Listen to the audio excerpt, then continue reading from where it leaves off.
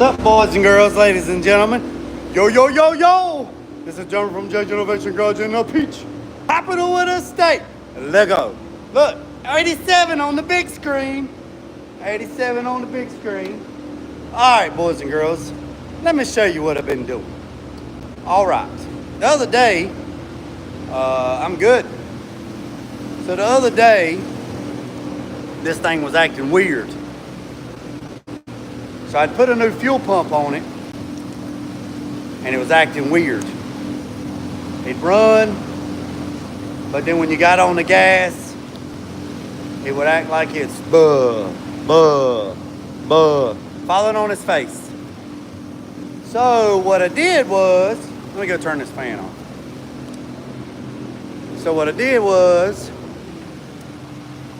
is I got a little bit of carburetor cleaner, and I would ramp down on the gas, and when it would fall on its face, I'd spray carburetor cleaner into the throttle body, and it'd speed up. I'd done that like 4 or 5 times, and it would speed up. I was like, okay, I'm gonna show you. So I was like, all right. That tells me that it's not getting no fuel, because if I would have sprayed carburetor cleaner down into the throttle body, and it still would have, that would have told me that it was a spark issue, losing spark. And these things are bad about the module going bad on the distributor. So that's that, okay? Well, so then I also took and sprayed around the intake to look for leaks. I'm gonna show you. Matter of fact, let me just turn these fans off. Let me turn these fans off, hold on.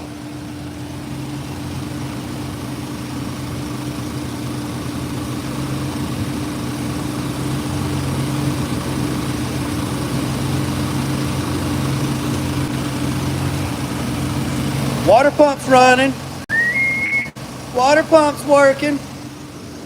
All right, let me turn this thing off. Let me turn this thing off, and then I'll explain to you what's going on.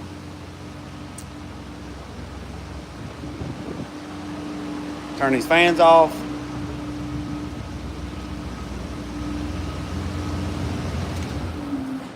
All right, so let me show you. Okay, so see that? The reason why I have those there is because there's no radiator shroud. I took the radiator shroud. Let me turn these off. All right. A radiator shroud has a purpose, and the purpose of the radiator shroud is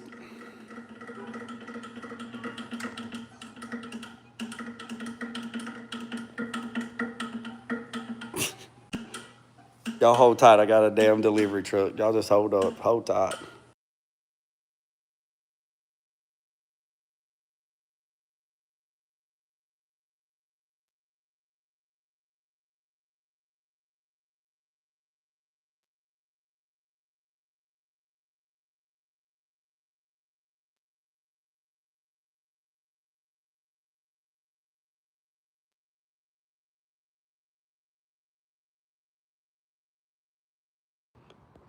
All right, I'm back. All right, so a radiator shroud has a purpose. The radiator shroud is to funnel the air from the mechanical fan to cool the engine.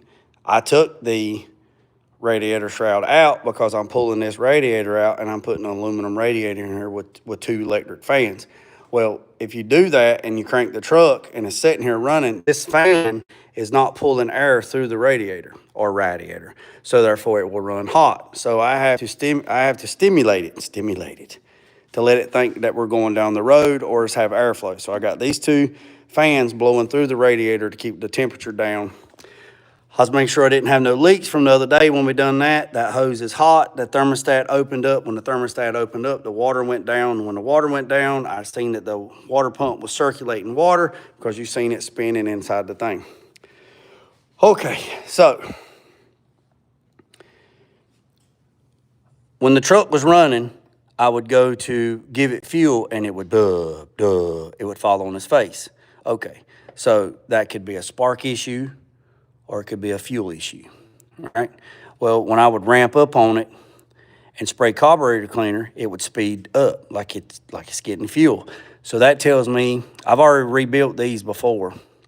So that tells me that if I spray carburetor cleaner in here, then it wraps it up. That means that it's a fuel issue. I'm not getting enough fuel. If I was spray carburetor cleaner in here and it just stayed on its face like bub, bub, and it wasn't running, then that tells me I had a spark issue. I kind of knew that it was a fuel pump because I could hear the fuel pump running, but it wasn't running like it was supposed to. It's like it was dragging, right? So, but just to make sure, I let the truck run and I took carburetor cleaner and I sprayed around every orifice, right?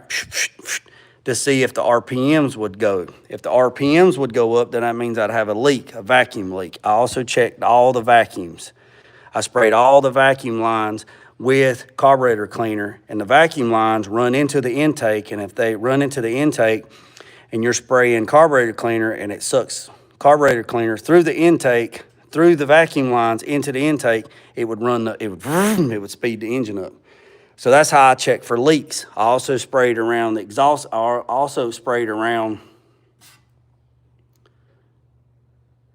sprayed around the intake gasket right there to make sure I wasn't leaking. Yes, this is a TBI. Yep, TBI, throttle body injection. All right, so I done all that. So once I done all that, then I come to terms that it was the fuel pump was weak. It was working, but it was weak. A TBI fuel pump needs to run about 14 to 17 PSI.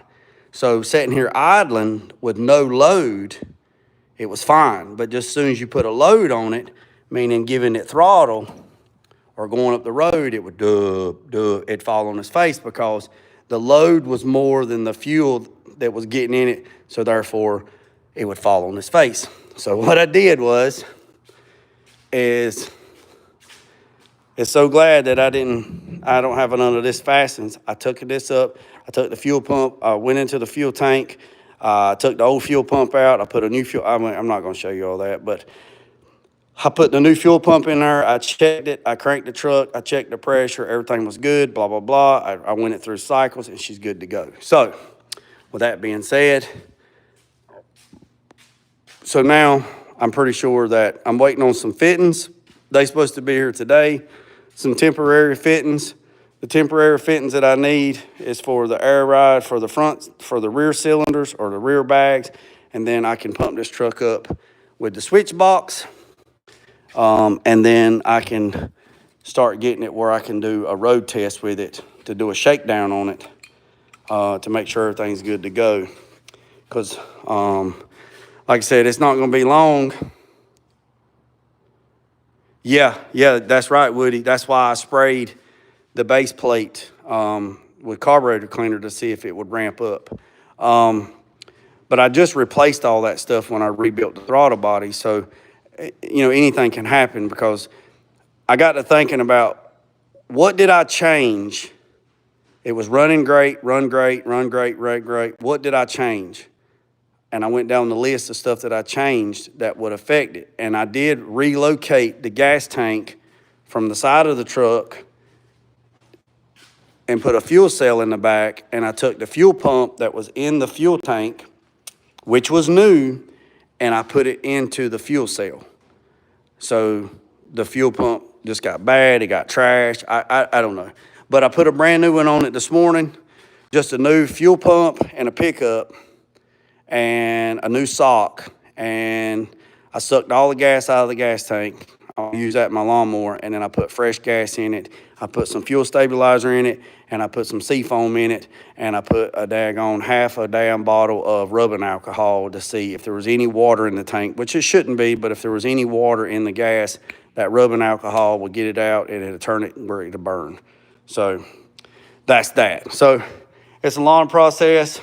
I spilled a bunch of water.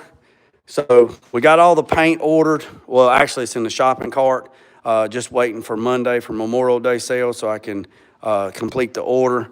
We're going to start stripping the panels, strip everything and get it in primer. And I'm really not sure how I'm going to attack this, really. I'm probably going to get it all in primer, take the glass out, get it all in primer, and then I'm probably going to paint everything inside. So probably what I'll do is I'll take the seat back out, take the door panels off, take the glass out, or take all the rubber out, take the glass out, sand the doors, sand the door jambs, and then what I'm gonna do is I'll paint the dash, I'll take all the headliner stuff out, take the speaker box back out, and I will paint everything. I'll paint everything that's metal. I will paint it. I'll paint the doors. I'll go ahead and paint the doors and then be done with it and shut the truck and then go from there. Almost done with the speaker box. If you've seen the post on my community post, you can see the box. It's almost done. Got to do a lot of CNC router to cut everything out. Once the box gets put in place, I'll have to cut the hole in the bed and in the cab for the blow through, and then the blow through comes through right there.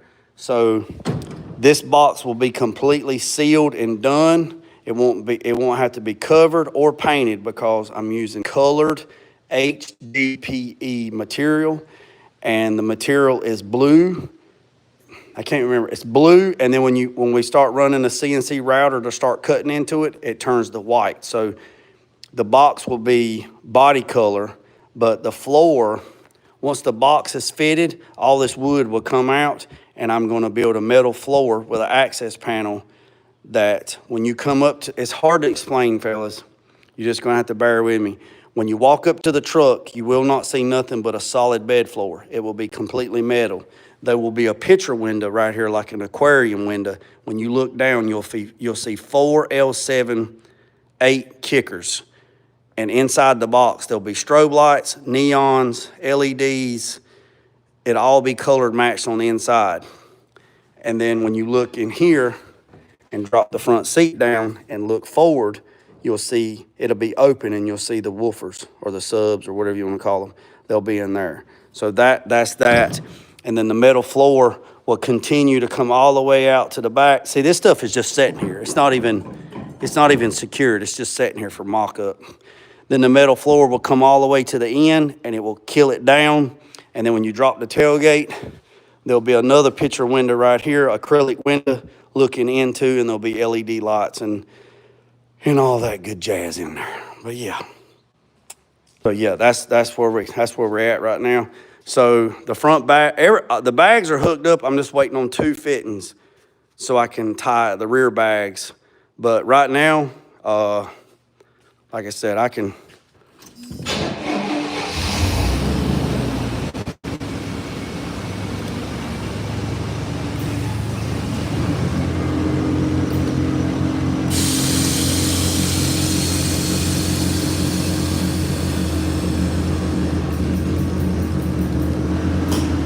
Yeah, the front, all the air ride is on. I just got 2 fittings to hook up to the back. And once I get those fittings on the back, then I can pump up everything. I was pumping it up like this to move it in and out of the shop, but I got right there's one. So I got a pack of 12 of these ordered. Of these, I need these so I can tie it in. But basically, here's the switch box. So you got left front, right front, front. You got right front. You got left front up, right, left front up, left front down. Right front up, right front down. Front up, front down. Driver side up, driver side down. Passenger side up, passenger side down. All up, all down. Right rear up, right rear down. Or excuse me, left rear up, left rear down. Right rear up, left rear down. Rear up, rear down. So in theory, if you was to pump the left front down, if you was to do the left front down, right front up, left rear up, right rear down, and then turned it real hard to the right or real hard to the left, you could do 3-wheel in a perfect world. But It won't do that. And if you had hydros, you could do that. Yeah. It's got pancake. Yeah, this is the T9 switch, so it's got pancake. So you got all the way up, all the way down. You got front, back, side to side, left to right, and three-wheel if it was hydraulics. But it's not hydraulics. So you got front, back, side to side, left to right. So it's basically 16 switches set up. Same thing is going to be on OG6. But OG6 will be able to do settings three-wheel because it's going to be running the chain bridge. Yeah, seesaw, yeah. So that's that. So I got a new fuel pump. It seems to be doing good, but until those two fittings get here where I can drive it out and drive it on the road, I won't be able to tell, but that's that. So that's good on that. I just want to jump on here and show you. So if you're trying to look for a leak, if you're trying to look for vacuum leaks, you can use carburetor cleaner or, carburetor cleaner and just spray all of your connections. Like this right here, you could spray it, and if the engine's sped up, then you got a leak. You could spray the base plate right here. And if you sprayed the base plate right there and it sped up, it would tell you that the gasket's bad. But like I said, this mechanical fan's coming off. This alternator bracket's coming off. I got a bracket that runs 3 alternators. I know there's a lot of controversy out there, but this is just temporarily right now for get the truck in and out because I got these big wheel tubs. I got to smooth the firewall, but this truck will have 3 alternators. It'll have 3 400 amp LS style alternators, which have been converted over to 1-wire from JS alternators. It'll have 3 400 amp alternators. 1 alternator will run the truck, just the truck electronics. I mean, like headlights, turn signals, just the basic electrical stuff. The other two alternators will run the air ride compressors and all of the stereo. Now, let me explain something to you. If you have a stock alternator, right, and that alternator is 300 amp alternator, okay, on a LS vehicle, right, on a LS vehicle or anything, let's just say a Honda Civic, okay, Honda Civic has a 90 amp alternator, okay, 70 amps of an alternator runs the stock electrical system on a car, 70 amps. So 70, 80, 90. That means you only have 20 amps left over. If you put a 500 watt amp and you put 2 10-inch speakers in the trunk and you're sitting there running all of that electronics off of one alternator and you're setting it, it don't matter if you put a big 3-wire on it, it don't matter if you put a big 4-wire on it, it don't matter what you do to it, that alternator is only producing 90 amps. That's all it's producing. It don't matter if I have a wire on there the size of a damn telephone pole. It's only going to produce 90 amps. So if the problem, what happens with compressors and air ride compressors, what happens is you don't give it enough power and it burns up. And what happens when it burns up, it either burns the alternator up or it burns the component up. I cannot tell you how many compressors that I see get burned up because they don't wire them up correctly, okay? The air ride compressors, right? These compressors, forget the stereo system. These compressors right here pull 30 amps. 30 amps, 30 amps. 30 and 30 is 60 all day long. That is a 30 amp relay, that is a 30 amp relay. All day long, that's 30 amps. So 30 and 30 is 60. Okay? All right? That's 60 amps. The thing that's wrong with the Impala, it has 2 compressors with 1 wire, a 30 amp wire running 2 compressors, which is 60 amps.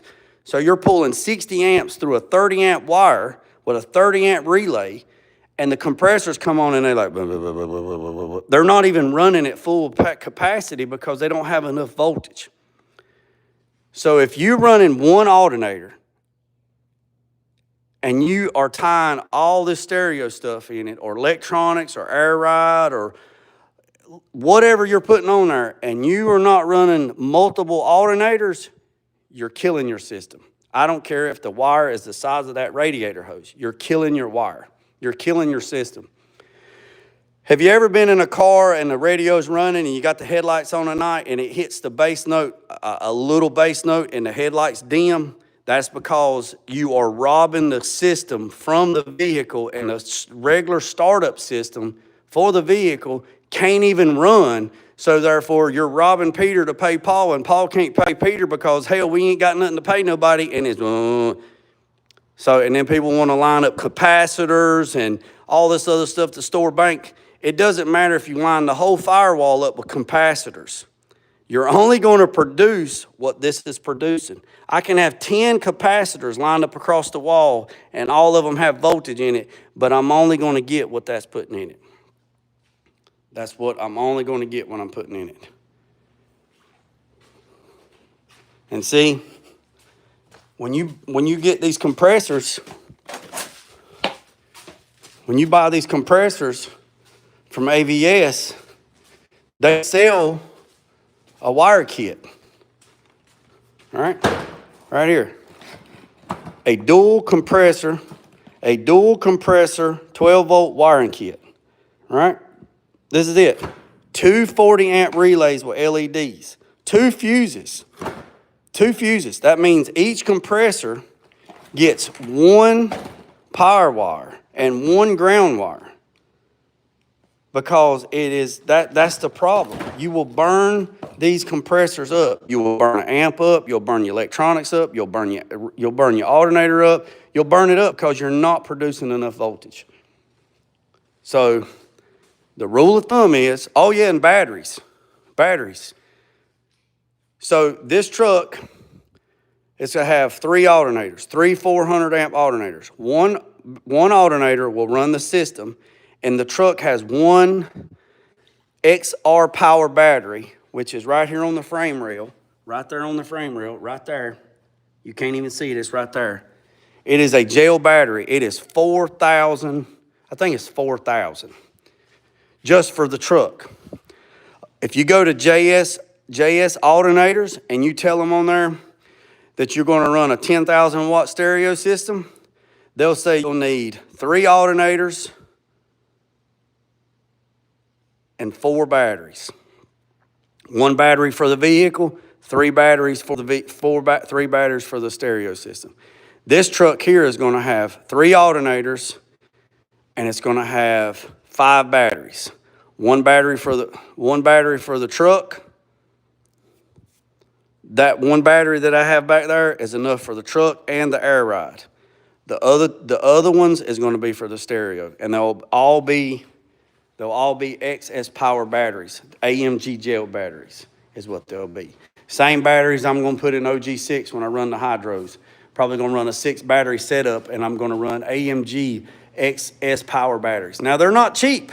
They're not cheap. I mean, the battery that's on this truck right here was $600. 1 battery. One battery, $600. 1 battery. I mean, hell, these red tops right here, this red top right here, see that? Cranking amps, 1,000. This battery right here was $400 just for this battery. And since we got a lot of stuff going on and a lot of electronics, I got another battery and another bracket. I'm going to put another battery over on that side, and I'm going to tie that battery into this battery with these wires, so he'll have 2,000 cranking amps. I'll run them in series. But I don't know shit.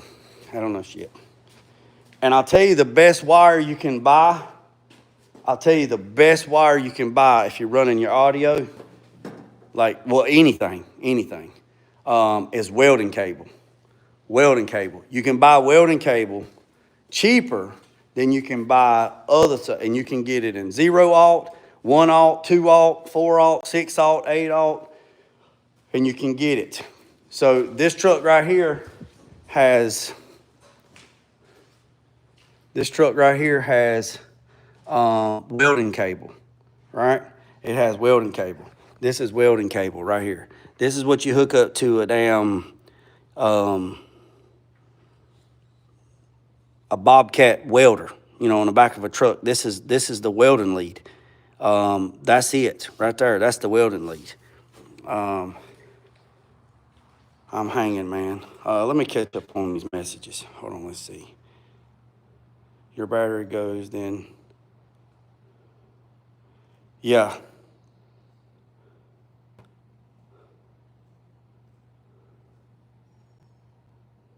Yeah, okay, hold on, let's see.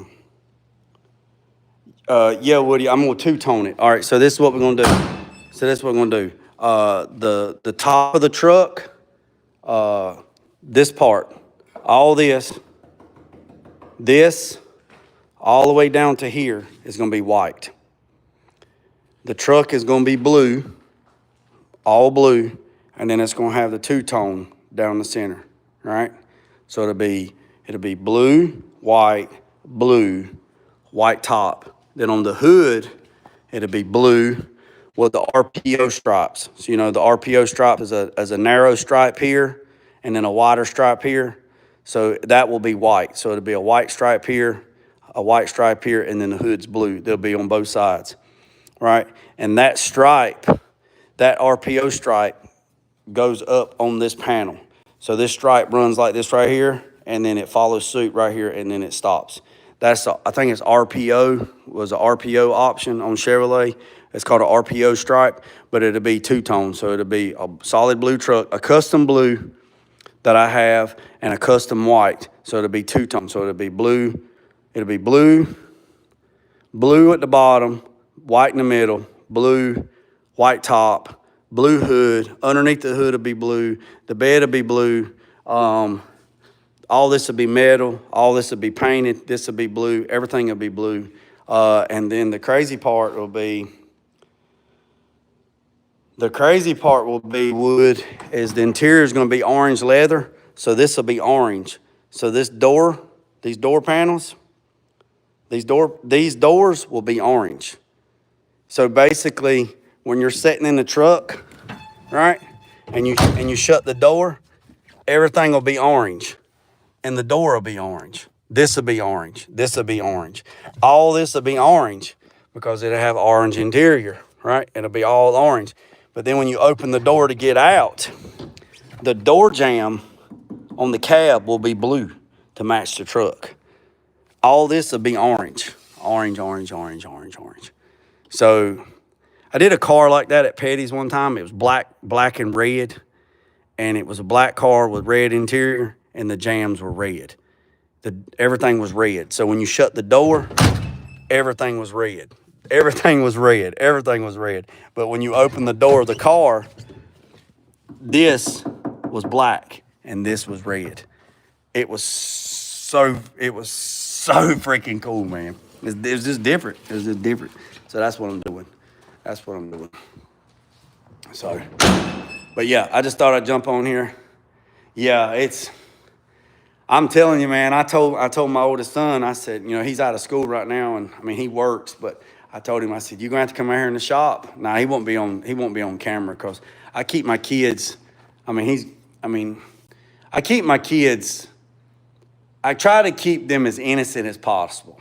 They have no social media platform. They don't have nothing like that. Now, they don't have any of that. And I try to keep them off of social media. Actually, they're off of social media, but I try not to share it, because some things have to be private. You know what I'm saying? But I did tell him, I said, here's the skinny. You're going to have to come here in the shop, and you're going to have to help me, which he does help me. You're going to have to weld some parts. You're going to do this. You're going to have to help me block sand. You're going to do this. You're going to do that. You're going to do this. And I will pay you. Matter of fact, I told him I will even pay him to work on his own truck. You know, because he's bought a lot of stuff for this thing. Yeah, right. Yeah. He has bought a lot of stuff on this truck. And I told him how much the paint was the other day, and he's like, okay. So, you know, I do the labor, he pays the bill, right? That's how it works. I do the work, I do the labor, he pays the bill. So it's not a free ride. So so he has to pay his way, you know. but he is a great, both my boys, all three of my boys were great. They're both great. Nathan's in his fourth year of college, and once he gets done, he'll have a bachelor's in computer programming and CAD and drones, and he's already programming parts and designing video games and all that mess. And then my middle boy, he's going to be a botanist and he's double majoring. He's 17. He's in his first year of college. He graduated high school at 16. He just turned 17, and he's in college, and he's going to be a botanist and a mathematician statistics. So that's what he's doing. So yeah. So he comes out here in the shop, and he works, and he clocks in, and I pay him. And he does other stuff too. But anyways, that's where we're at on that. Are you going to take the white out of the head? Are you going to take the white out? I actually would. I don't really know. The rendering that I got, the rendering I have runs the white all the way up behind the lights. It runs this body line, and it runs it all the way up behind the light. I know some of them come up here and turn down like a hockey stripe. So I really don't know how I'm going to do that. Let me show you on the dually. You see on the dually, you see how on the dually, I run it all the way up to the edge, and you got that little bit of green. I'm thinking about running the white all the way up behind the headlights. And the reason why I'm thinking about doing that is because of this reason right here. If I do that, I got to run this body line, right? Because if I run it up here, it's not going to be right. But if I run this body line and run it over to here, I'm painting all this white. So all this will be white, right? All this will be white. And I don't know.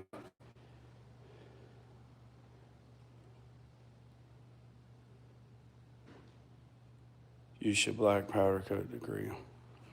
Well, I mean, yeah, I could. I don't know, but I mean, I got to paint everything. I mean, I got to blow this thing. And the sucky part about this thing is I got to take every bit of this. I got to take every bit of this off the firewall. Every bit of it. I got to lay everything down off the firewall. I have to paint everything. I'm not pulling the engine. I mean, the best thing would be is pull the cab, but I'm not doing that. But all this will be painted. This will be painted. It'll have a piece on the bottom. It's a lot. This will be painted. I mean, it's a lot. It's a lot. It's a lot. It's a lot. It's a lot. Plus, I'm fixing to get fired up on OG6 too, so it's a lot. But anyways, I've been on here for about 35 minutes. I just wanted to tap in and let y'all see that on how to check for leaks and put a new fuel pump on. And I got to clean my mess up. And I'm going to go in the house and fix me a peanut butter jelly sandwich because they're really delicious. And I got to take my trash off. So, them some nice. Oh, yeah, I made those. Lee, I made those. Yeah, I made these. This is 16 gauge. These are 16 gauge. Yeah, I made these. I rolled these and made them, and then I tigged the edges up. Yeah, I made these. Appreciate it. Yep. And actually, the wheel comes all the way up. I think the wheel is like 3/4 of an inch from the bottom of this when it's all the way down. So when it's all the way down, it's not all the way down right yet, but when it's all the way down, the top of the tire is about 3/4 of the way from the bottom of this. But when it's all the way down, you can't drive it anyway. It's laying frame when it's all the way down. But yeah, so there's a 22 by 12s on the back with 305s and 20 by 8s on the front with 245s. So, but anyways, I appreciate you boys and girls. Hit that subscribe button if you're new to the channel, and I greatly appreciate it. Remember what I said, don't worry about the man up the road or down the road.